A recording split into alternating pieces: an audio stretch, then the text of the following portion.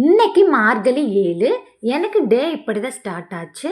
4:00 எந்திரிச்சு குளிச்சுட்டு நான் டெய்லி ரொட்டீனை வந்து நான் ஃபாலோ பண்ண ஆரம்பிச்சிட்டேன். இப்போலாம் நான் மார்னிங் இது தான் பண்ணிகிட்டு இருக்கேன். ஸோ போன வருஷம் மார்கழிலாம் நான் இப்படி பண்ணல. அப்போ என்னை சுற்றி இருக்கிறவங்க நிறைய பேர் சொன்னாங்க, என்னப்பா கல்யாணத்துக்கு முன்னாடி தான் பொறுப்பு இல்லாமல் இருந்தீங்க, இப்போ கல்யாணம் ஆகி குழந்தையும் ஆயிடுச்சு, இனிமேலும் பொறுப்பு இல்லாமல் இருந்தால் எப்படி, மார்கழி மாதம்லாம் விடிய காலமே எந்திரிச்சு கோலம்லாம் போடுறது இல்லையா அப்படின்னு சொல்லி சில பேர் சொன்னாங்க.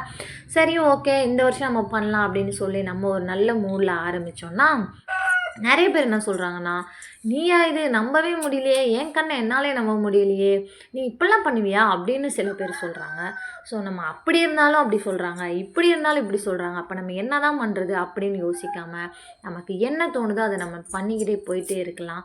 4 மணிக்கு எழுந்திரிச்சு இந்த பனியில் குளிச்சுட்டு இவ்வளோ குளிரில் கோலம் போடுறத பாராட்டணும்லாம் யாருக்கும் தோணல. ஆனால் பல விதமான கமெண்ட் மட்டும் அடிக்கணும்னு தோணுது.